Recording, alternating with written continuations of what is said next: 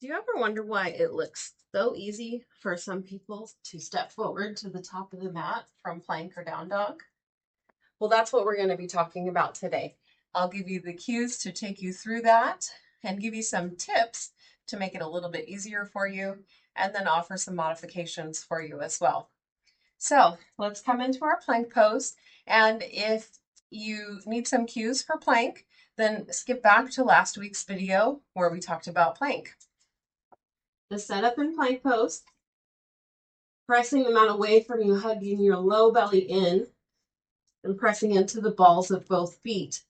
Now, part of the problem is sometimes when people are trying to step through from this position, there's not enough space between our chest and the mat to step through, and it ends up looking something like this, which is totally fine. You can get there however you need to get there. But if you want to create more space and step through with a little more ease, then try this. From plank pose, lift your leg level, and then think cat back as you round up through your spine. Bring your knee in toward your chest, hug, hug, hug, hug, and then step it forward. And here's a little practice you can do, which is going to help create that space for you, but also is a really nice core workout.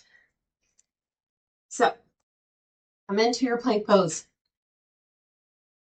Lift your legs straight out behind you, and then exhale, round up into your spine, curl your knee into your chest, hug, hug, hug, hug, and then release it down towards the mat, and then hug it back up again.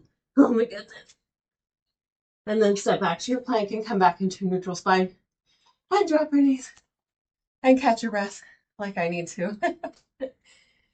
You can practice that several times on both legs to help begin to create the space that you need in order to bring that foot forward.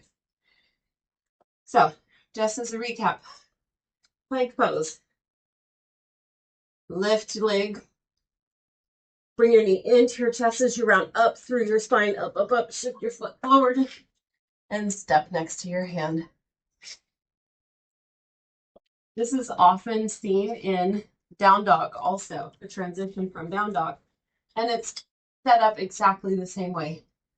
So coming into down dog, which we have not talked about our foundational cues yet.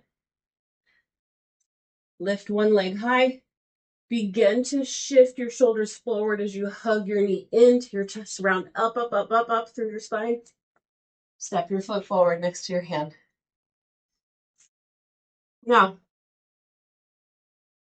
it takes time and practice. So if you're not quite there yet, you can always put your knees down and then step your foot forward.